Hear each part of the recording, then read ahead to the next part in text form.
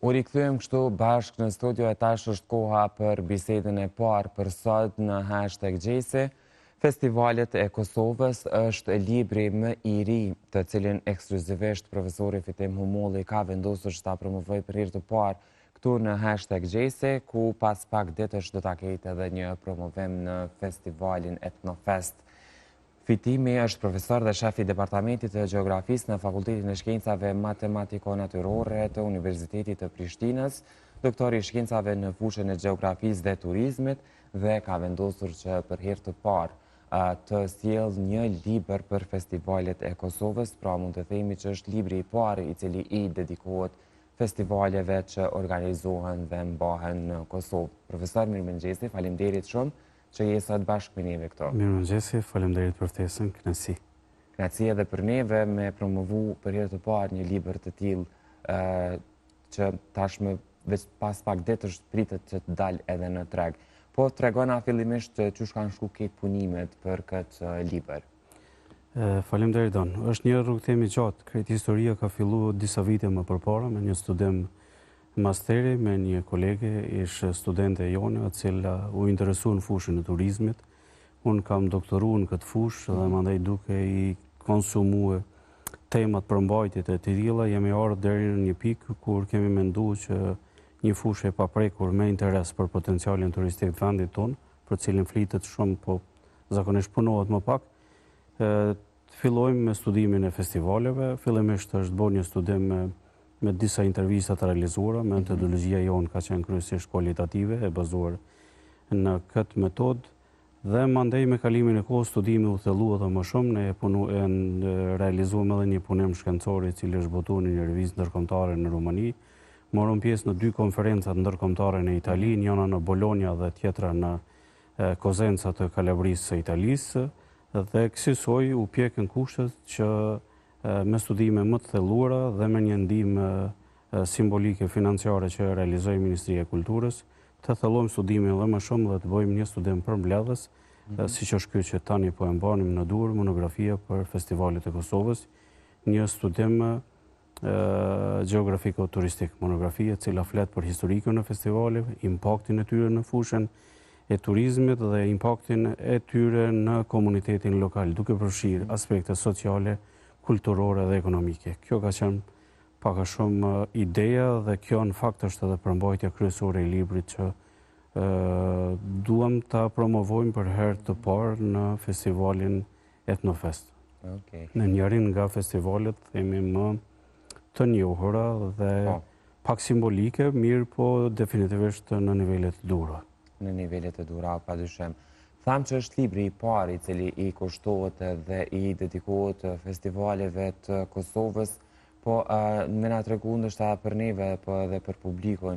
Është sfiduese e vështirë të gjeni materiale, të keni materiale, të tregove edhe ti që keni patur edhe intervista të ndryshme, bashkëbisedime me njerëz të ndryshëm për të ardhur deri tek ky libri këto që e kemi tash më sot, po sa ishte sfiduese dhe e vështirë ndoshta krijt procese. E vërtet, keni shumë drejt në pyetjen. Ne ndërtuam materiale, nuk gjetëm materiale. Kjo është e vërteta e historisë, libërbërjes dhe studimit tonë. Pikërisht për faktin se hetimet tona ishin që është pjesë e munguar, komplet deficitare, sidomos në fushën e trajtimit gjeografiko-turistik, sepse to janë fusha të ndihshme, studimi është gjeografiko-turistik, mirë po implikan aspektet cilat janë shumë të nevojshme për studime antropologjike, për studime sociologjike, studime historike, sepse është një kronologjie e festivaleve, në titullar atje quhet histori gjysmë shkollore. Ne i kemi bërë 57 vite prej themelimit festivaleve të para, konkretisht festivali i parë është Akordet e Kosovës dhe kjo është një histori e gjatë. Prandaj materialet ishin krejtësisht deficitare, domethënë ne ndërtuam një narracion shkencor bazuar në 18 intervistat të realizuara. Intervistat ka qenë modelit gjysmë strukturore dhe me këtë diskurs akademik kemi arritur të përmbledhim këtë material i cili nuk është rrus, është vetëm fillimi i një pune në funksion të dobis shumë të madhe. Kujtojmë ne që festivalet e Kosovës i kanë sjellur për vendin dhe në të ardhmen mund ta sjellin. Më rëndësishme është kjo që libri nxit për studime dhe nxit për ngritjen e vëmendjes së shoqërisë në përgjithësi, e institucioneve tona në veçanti që festivalet të trajtohen si një mekanizëm shoqëror, institucional, i cili mundet me sjellë dobi më të mëdha se sa aktualisht.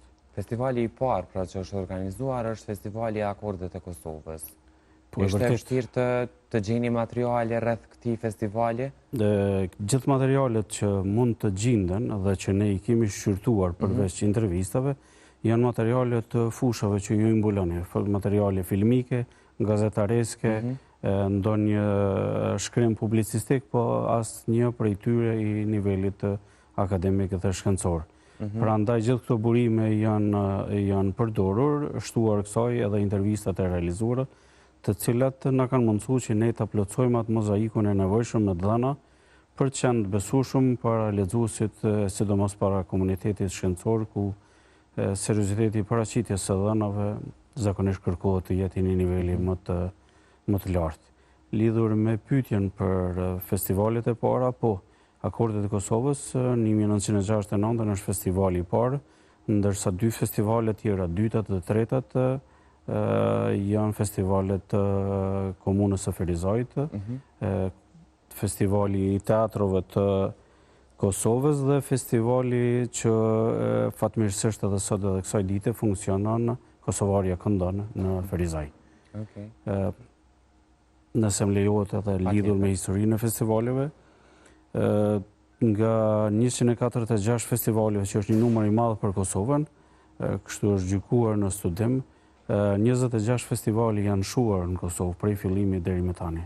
Ky është një tregues që me gjithë rritjen numerike, kuantitative, sasiore nganjëherë të tepruar të numrit të festivaleve në Kosovë, megjithatë dëshmitë historike tregojnë se 26 festivale janë shumë për të shuar, edhe një pjesë e tyre kanë qenë festivale emblematike. Okej. Po personalisht ty, profesor, cila prej festivaleve apo lumtimeve cilat i keni bo gjatë këtij libri ishte ndoshta më e veçanta që e keni përfshi në këtë libër? Tregove që ka shumë festivale të shumta në numër, prej atyre edhe që janë zhdukur tashmë, por që cilit ka aty më shumë përshtypje? Unë edhe në studimet e mia doktoraturës të realizuara në mes viteve 2011-2014, kam qëndruar me prezencë time fizike, pra kemi bërë edhe etnografi, metodë tjetër e studimit në disa festivale në Kosovë. Mandej ky studimi na mundsoi që të qëndrojmë edhe më shumë në disa festivale, në disa prej tyre kam qenë edhe panelist i ftuar për të diskutuar ose debatuar në çështje kryesisht që lidhen me aspekte hapësinore dhe me turizmin. Dhe edhe nga studimi jemi ardhur në përfundim që jo më shumë se 10% e listës prej 146 festivaleve deri në 2024 janë festivale meritore dhe që gëzojnë një vëmendje të lartë të shoqërisë në përgjithësi, që kanë kaluar ndikimin e komunitetit lokal dhe kanë shfaqur një performancë edhe profesionale, por edhe organizative që është tepër me rëndësi. Kështu që në këtë drejtim, prapë lidhur me pyetjen tuaj, mendoj që Dokufesti, Etnofesti, Hearthfest, Anibar dhe shtuar këtu dhe festivalin e ri, Sunhill janë festivalet më me ndikim në Republikën e Kosovës dhe që kanë performuar mirë për jetëgjatësinë e tyre. Sunhill është një performancë krejt tjetër, është festivali më i ri, ka nisur me një bëm fillestar, mandej një rënje për shkak të problematikave me lokacionin dhe është një kategori tjetër, ndërsa tri festivale tjera, Dokufest, Etnofest dhe Hearthfest, mendoj që janë festivale shqiptare, festivale që e përqojnë realitetin e shoqërisë në Kosovë, në të kaluarën dhe aktualisht. Okej, po Sunhill? Sunhill mund të jetë, nëse shfrytëzohet mirë, edhe arsyeshëm për institucioneve, mund të jetë festivali i cili sjell impakt komercial turistik të fuqishëm për Kosovën, siç edhe po ndodh dhe po dëshmohet që po bëhet. Mund të cilësohet edhe ai festival shqiptar si cilësohen edhe këto tri tjera që i përmendëm? Vetëm se programi artistik i festivalit është ndryshe. Festivali Sunhill mund të ekspozon mjaftueshëm Kosovën, mirë po jo patjetër sjell para publikut performancë shqiptare. Nganjëherë ajo është i miksuam, mos themi që në shumicën e rasteve ai performon muzikë moderne që nuk e kontestojmë, është shumë e nevojshme. Mirë po këto festivale tjera kanë elemente më shumë etno. Ashtu edhe ta zonë si Etnofesti që e arsyeton në plotni emrin e vetë festivalit. Në thelb, libri flet ndoshta edhe për impaktin e këtyre festivaleve cilët e kanë në turizmin e Kosovës. Sa kanë impakt festivalet në turizmin e Kosovës? Po e përmendim këtu ndoshta si një lloj dëshmie edhe Sunny Hillin, ku njerëz nga gjithë bota vinë në këtë festivale dhe pothuajse është një lloj zinxhiri për turizmin, për hotelerit, për Airbnb-t edhe për restorane, për shumë çka tjetër që evoluon gjatë atyre 3 ditëve të festivalit. Rezultatet e studimit na kanë dëshmuar që ne duhet të qëndrojmë në realitet. Dhe dalin që jo më shumë se 3-4 festivale, për mos me efekt kohë, mos me përmend me emër, po njëri nga ato sigurisht që është Sunny Hill, janë festivale ku vizitorët, përkatësisht turistët e huaj, kanë mundësi me ardhe dhe ekskluzivisht për to. Ndërsa festivalet tjera janë festivale të cilat turistët dhe vizitorët, sepse mund të mos janë turist patjetër, vinë edhe për arsye të tjera, ndërkohë që festivali bëhet një shkaktar i tjetër shtesë, por jo detyrimisht që ata vinë. Sunny Hilli, Dokufesti, Hearthfesti, Anibari, një festival i një spektri më ndryshe, arrin që me pas edhe ekskluzivitet të ardhjes së turistëve vetëm për to. Nësa elementet tjera dalin në sfond e para del.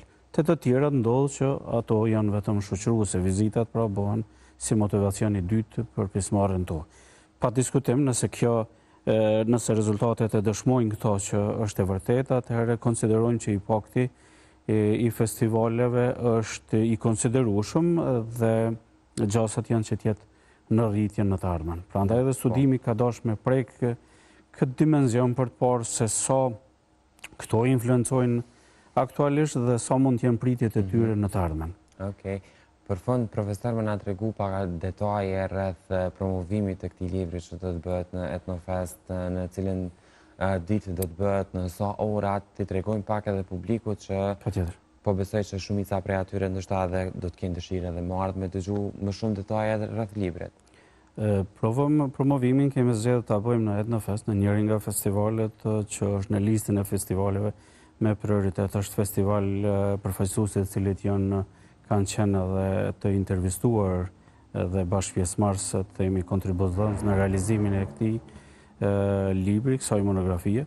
Po kemi vendosur ta realizojmë aty, mbahet në ditën e 9 të festivalit, të dielën në ora 17 në Etnofest në Kukaj, fshati Kukaj i Prishtinës, aty ku tani nëse s'gaboj është edicioni 16, tani 16 vite me radhë realizohet Etnofest. Këtë diele në ora 17 masdite. Mos të harrojmë vetëm edhe një element që e përmban libri dhe që e përmbajnë festivalet në përgjithësi. Festivalet në Kosovë kanë një lidhje të fuqishme me emigrantët. Turizmi i rënjeve është një lloj i turizmit i cili në Kosovë as nuk njihet profesionalisht dhe as është që dikush është marrë dhe ka shkruar më të. Në shtetet e ndryshme të Bashkimit Evropian dhe sidomos në Itali është potencuar dhe fokusuar shumë. Dëshmia që festivalet realizohen në sezonën e verës, kryesisht në sezonën e beharit, është lidhja më e mirë, korrelacioni më i mirë që tregon lidhjen e festivaleve me migrantët. Kjo është arsyeja që edhe studimi e merr një konotacion dhe jep një fokus të theksuar në këtë relacion që veç ekziston në shoqërinë tonë. Okej. Faleminderit shumë profesor që zgjedhe #Gjesin dhe televizionin të shtatë jetë adresa e parë e promovimit të këtij libri shumë të rëndësishëm dhe shumë me impakt, po besoj për gjithë turizmin e Kosovës. E vlerësoj jashtëzakonisht shumë prezencën tënde këtu në studio. Faleminderit. Faleminderit shumë nga ana juve, kënaqësi.